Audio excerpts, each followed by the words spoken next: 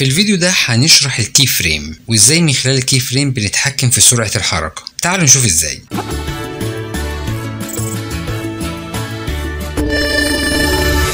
تعال نبدأ بالدايرة اللي فوق، وحاجة عند الثانية 1 وهضغط على البوزيشن فهيتعمل لي كي فريم. هو ده الكي فريم، ده الشكل ده هو الكي فريم. هروح متحرك لغاية الثانية 2، هروح محرك الدايرة دي لغاية أقصى اليمين هنا. تمام، هاجي هنا من الإكس أهو الإكس واضغط كليك واتحرك لليمين فتتحرك بالشكل ده لليمين، او اضغط عليها كليكين كده وامسكها واحركها بايدي بالشكل ده. تمام، تعالوا نعمل بلاي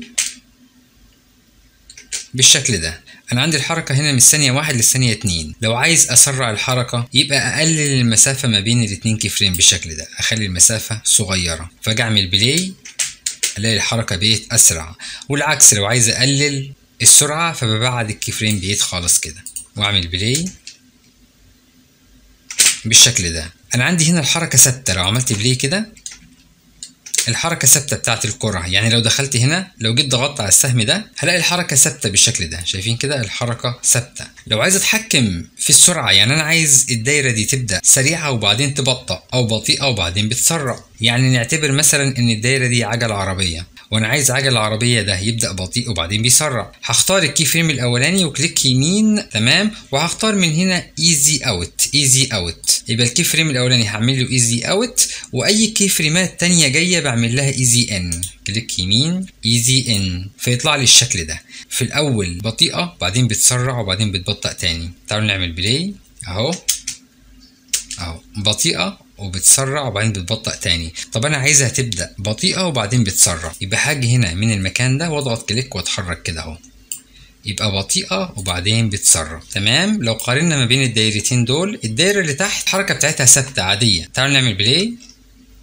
هنلاقيها بالشكل ده. طيب تعالوا كده نخلي الدايره دي تبدا سريعه وبعدين تبطأ. في الحاله دي حاجه اضغط كده كليك واتحرك كده ارجعها زي ما كانت، وبعدين ابدا من اليمين كليك واتحرك بالشكل ده، يبقى تبدا سريعه وبعدين تبطأ. نعمل بلاي بالشكل ده. طب ممكن اجي كمان من على الشمال هنا واضغط كليك واتحرك كده، يبقى الحركه هتبدا بطيئه وتسرع وتبطأ تاني بالشكل ده. نعمل كنترول زد، ده شكل الحركه. انا ممكن اجي الكي فريم ده واضغط كليك يمين عليه واعمل هولد ونيجي برضو للكي فريم التاني كليك يمين عليه وهولد كده، مش هيبقى فيه حركه. تمام، وتعالوا نعمل بلاي بالشكل ده. يعني الكره مش هيحصل لها حركه، لا ده هي بيتغير قيمتها في مكان الكي فريم فقط. نعمل كنترول زد. طيب تمام كده. تعالوا نعمل حركه ثالثه في المكان ده. هضغط كليكين على الكره دي وانزلها لتحت بالشكل ده. طب انا عايز الكره وهي في المكان ده تقف شويه وبعدين تتحرك. هاجي كده هنا كده اهو هنسخ الكي فريم ده، هضغط على الت واسحبه بالشكل ده. انا كده نسخت الكي فريم، يعني مفيش تغيير في الحركه في المده دي. تعالوا نعمل بلاي ونجرب اهو. شايفين كده اهو. تعالوا نجيب التايم لاين ده هنا، ده اسمه تايم لاين، ونبدا نحركه كده اهو. شايفين كده المسافة دي كلها الكرة ما بتتحركش فيها اهو.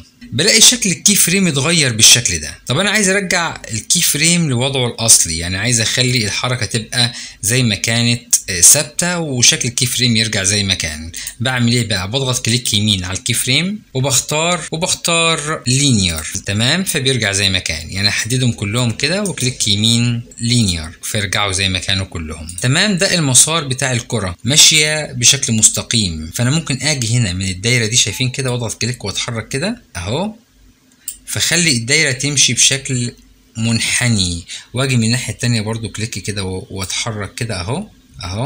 يبقى انا كده بعمل انحناء في الحركة. تعالوا نعمل بلاي.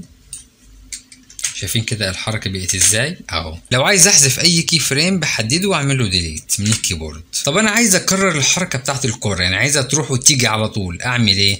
هحدد الاتنين كي فريم كده وكليك يمين عليهم وكوبي، واتحرك شوية كده وكليك يمين وبيست، واتحرك شوية كده وكليك يمين وبيست. وممكن كمان احددهم كلهم وكليك يمين كوبي، واحرك التايم لاين هنا كده وكليك يمين وبيست بالشكل ده.